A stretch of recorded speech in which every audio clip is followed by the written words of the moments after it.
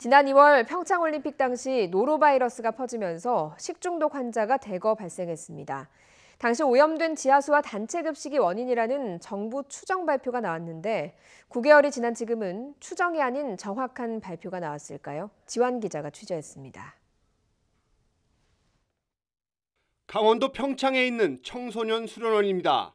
올림픽 당시 보안요원 숙소로 사용한 곳입니다. 올림픽과 패럴림픽 기간 석 달간 1,500명의 보안요원이 이곳에서 먹고 잤습니다. 그런데 이 수련원 측에서 최근 YTN에 몇 장의 문서를 제보해왔습니다. 바로 수질검사표입니다. 도대체 무슨 일이 있었던 걸까요? 재정난을 겪던 수련원은 이제 문을 닫았습니다. 몇 달 전부터는 전기도 끊겼습니다. 이제 올림픽 때 기간에 전기료를 납부를 못해서 일단 단전이 되어 있는 상태고요. 그래서 한 2달 전에 당전돼서 이제 전혀 운영 못해서 휴지 신청하고 이제 폐쇄하는 상태입니다. 지난 2월 올림픽이 열린 평창과 강릉에서는 대규모 노로바이러스 감염 사태가 불거졌습니다. 300명 넘게 확진 판정을 받았는데 3분의 1 정도가 이 수련원에서 숙식한 보안 요원이었습니다. 수련원은 환자 격리 병동으로 바뀌었고 정부 합동 역학조사가 이루어졌습니다. 정부는 곧바로 오염된 지하수와 단체 급식이 원인으로 추정된다고 발표했습니다. 하지만 정부 발표는 말 그대로 추정이었고 지금까지도 그 추정은 이어지고 있습니다.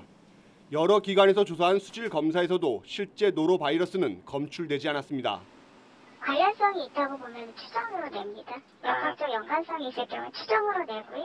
네. 만약에 이제 병원체가 확실하게 나올 경우 확정이라고 나가고요. 바이러스 확산 원인이 다른 곳에 있다는 분석도 나왔습니다. 올림픽이 끝난 뒤 나온 보건당국의 설명 자료. 강릉과 평창 곳곳에 세워둔 이동식 화장실 물탱크에서 바이러스가 검출됐습니다.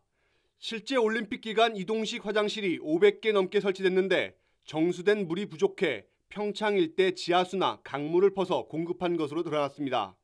하지만 바이러스 전파 책임은 고스란히 수련원 측에 돌아갔습니다. 보안요원 파견회사는 수련원 측의 노로바이러스 사태 책임을 지라며 숙박비 지급을 거부했고 계약금도 돌려달라며 소송을 제기했습니다. 어떤 조사 기관에서도 노로바이러스가 나오지 않았는데 노로바이러스 주범으로 알려지고 그렇게 책임까지 져야 되는 상황이 된 게 저희 입장에서 너무 억울하고 견디기 힘든 일이죠. 올림픽이라는 국가 행사 도중 발생한 식중독 바이러스 그리고 보건당국의 섣부른 추정 발표. 대회가 끝난 지 9개월이 지나고 전염병에 대한 책임은 고스란히 업체가 짊어지고 있습니다. YTN 지환입니다.